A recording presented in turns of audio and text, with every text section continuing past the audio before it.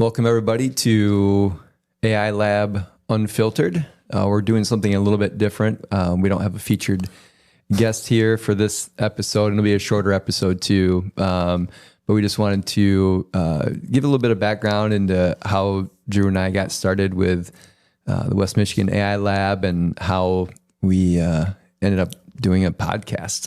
And if you're not familiar with the West Michigan AI Lab, the meetup that we have, it's a once a month meetup where we like to feature speakers in the West Michigan area and beyond, I guess now, talking about AI in practical sense, very similar to the podcast is, but it's a live meetup group. We don't have any kind of remote capabilities, and we're strategically doing that. We were just talking about that before this, that we strategically don't want to have any remote in capabilities because we want to make it very organic conversation in the moment. And we have some great conversations that happen. A lot of passionate people about AI in one area or the other, or people that aren't even passionate about AI that want to learn more and just want to know, are against AI. Even some of them have been and are vocal about it. Yeah. So kind of how things, that's weird that I'm looking at you telling your story about us. I don't want to look at the camera either, but so we're just going to look at each other. So I don't know, this is late 2023, mid 2023. The great and mighty Jen Wangler from The Right Place. Shout out to Jen. Thank you for really helping kick all this off.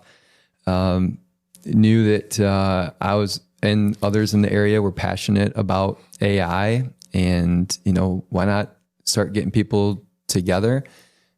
She knows a ton of people, connected me with Drew, and we became quick friends and said, hey, let's together kind of partner up and do this meetup thing. So if you go to meetup.com and search West Michigan AI Lab, you can find us there.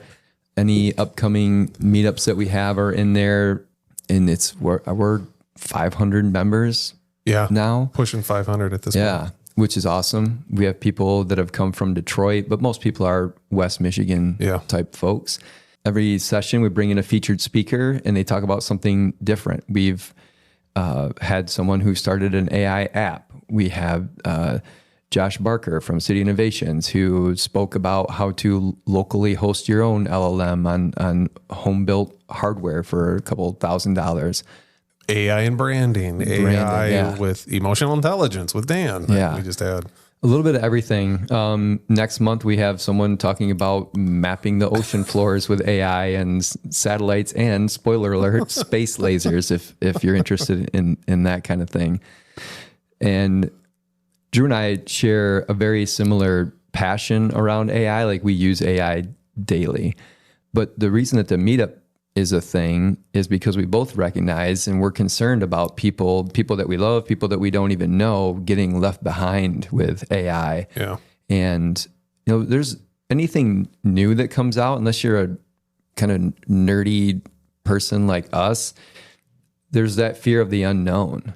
Like, how do I even sign up? What is it? Is it going to take over my life? Is it going to steal my credit card information? Is it going to leak all my information to the Chinese government? Like, there's all these fears that people have, and they're legitimate fears because all those are things that have happened in the past with technology. So now you have a technology that's even more powerful and more human-like. And there's this great promise. People are worried it's going to take their jobs. So these are the kind of things that we talk about in the local meetup.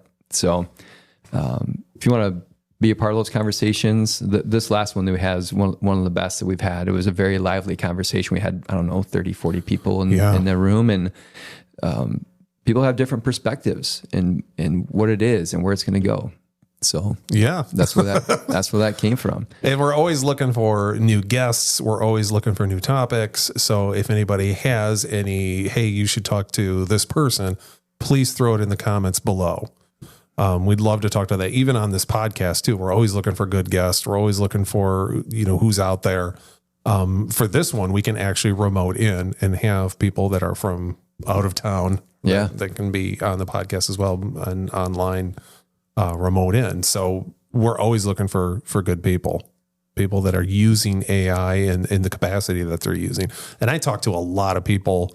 You do too, but I talk to a lot of, I don't want to discredit that, but I talk to a lot of people that are using AI in capacities around town, big companies I can have a great conversation with them on the phone, but they can't talk about it publicly. And I get it. You can't let us know what the ingredients of the secret sauce is yet when you're working on something that's proprietary. But I know a lot of big companies on here that are using AI in certain fashions that are really neat. And I'm excited to talk about that when they can talk about it. But like, to your point, there's a lot of companies that aren't even using it at all, and they have policies against it. And I think that's going to be a losing battle, because if you are not putting put a policy in place, put something effective in that can guide your people they're going to use it. They're going to use it. Yep. So be able to guide that in. And if you're not embracing it in some form, you're going to get left behind. You're absolutely going to get left behind.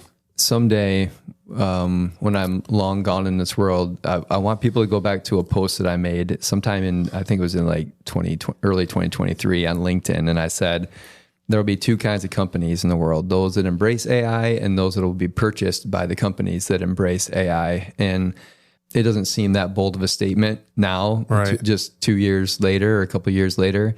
But back then, it was before a lot of people were even really talking about it. So I want to be known as that great prognosticator that predicted, this. But do you want that on the plaque below the bronze statue of you? Yes, in the town square, or where's that large script? But that's a real fear, and we care about West Michigan and businesses in West Michigan. We would love it if West Michigan became this hotbed for AI innovation, and that.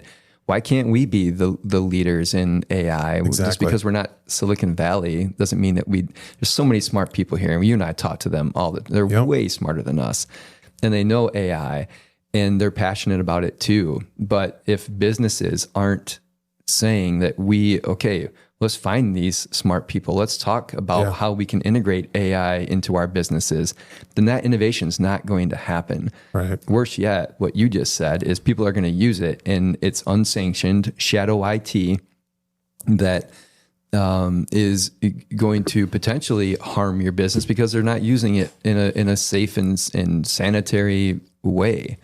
I'm curious if you guys have done this yet, but where I'm at New Wave, we have instituted an AI acceptable use policy that really spells out the ways that we want people to use AI. Have you guys done that? We do have a policy, and it's ever evolving. I mean, as fast as AI changes, our policy changes as well, because we have to stay ahead of that as well. In being a web development company, a digital agency, we have to be on the forefront of that, and we have deeply embraced it. For a lot of our uses and workflows. And the way I know we have a policy is because we have what's called the BizBot, which is an AI-powered chatbot system that we have built for our internal system, where you can look it up and you can actually see it. So a use case to understand what the policy is. But I think you absolutely, and we're always telling people too, don't shy away from it. Don't be scared of it. Put a policy in place. Get familiar with it. Look at how other companies are using it and using that policy to put in place. And that would be another reason to, this is not a shameless plug for the meetup, but what a way to meet other people that are using AI. We have 2 hours there, and our speakers are usually about an hour of that. So there's another hour of just networking where you can talk to people and say, how are you using AI, or what's your business doing?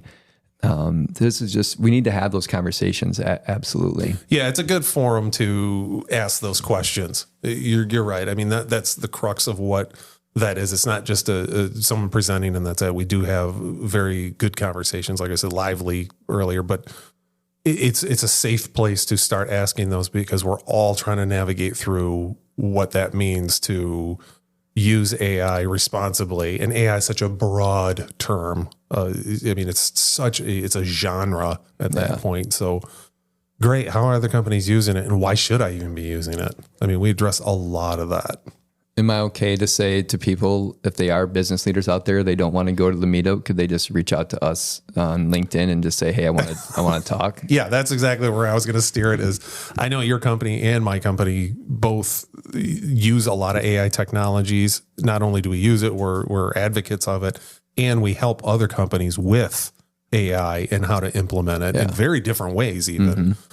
And so I would say if you're just nervous about where do I even start, just hit us up. It's always worth a conversation. Conversations are free. At least we can kind of warm that up for you and say, here's how I would implement it for you, or let's talk about your business uses. Let's talk about your business needs. Maybe AI can solve that. Maybe it can't. Maybe it can't. Right. Maybe it's not a good fit for right now, or maybe that tool set doesn't exist, or maybe it's a custom tool that needs to be built. But addressing those needs and figuring that out, I think starts with a conversation. And we have such a now vast network because we've been a part of this for over a year now, that if we don't have the answer, we can probably introduce you to somebody that does know. Exactly. So there's, like I said, there's people a lot smarter than us that are in that network that are also just awesome people to begin with. Yeah. Love sharing, love helping, and been great contributors to what we're doing here. So. Yep, exactly. People that are, if you're listening to this episode of the podcast, you've listened to other ones, I'm sure. Like those are people that we go to if we have questions and could steer people their way too. Absolutely. So you've shared some of your own usages of AI in your private life, your personal life. I have. I got a couple of go-to apps lately that I've been using that I would say that the majority of the people around me are sick of hearing about. One of them, obviously ChatGPT, I use a lot. I used Claude. I use Perplexity. Just started scratching the surface of DeepSeek. I don't know a whole lot about it, but Google AI Studio is incredible if you haven't used it yet. And by the way, I use the free version of everything except ChatGPT. I've had the paid version for a while. And another app that I've been using that no pun intended, but I'm absolutely in love with is called Lovable AI, Lovable AI. I think it's lovable.dev is what the website is. And it's a text prompt to app generator. So you could literally, and I talked to you about this a million times, but I was up late last night building another app, but there's so many productivity apps you can build on this that it's mind blowing, and it's so stinking simple to use. Now I'm on the paid version of that because I used up all my prompts. They sell it by the number of prompts per day and per month, and I have far exceeded that. I apologize to my company that I'm going to be submitting that receipt in, but it's definitely changed the game of productivity apps using AI. I think you and I have said this too outside of here. Like that's how we're learning this. Mm-hmm. Like we're not going to AI school. No. But if you just go download some of these apps, almost all of them have a free version. I think all of them do have a free version.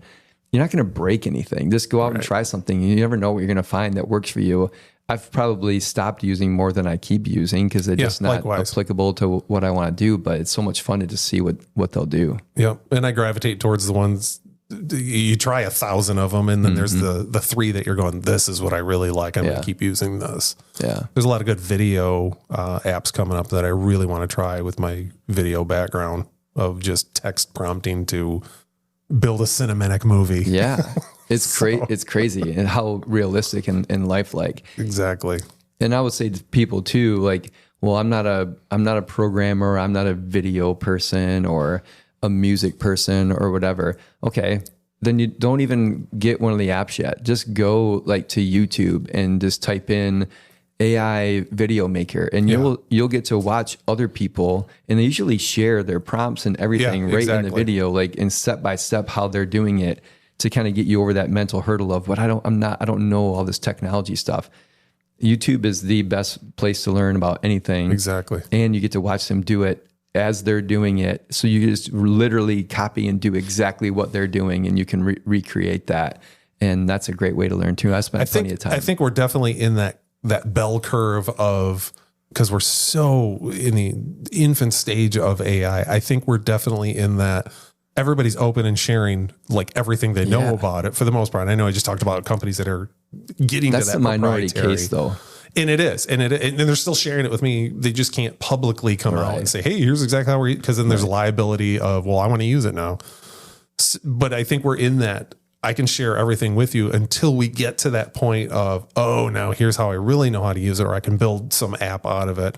Then it becomes closed. But there's so much open right now that you can just look at and find out what's the prompt you're using? How are you putting that in there? What are you getting? What kind of result?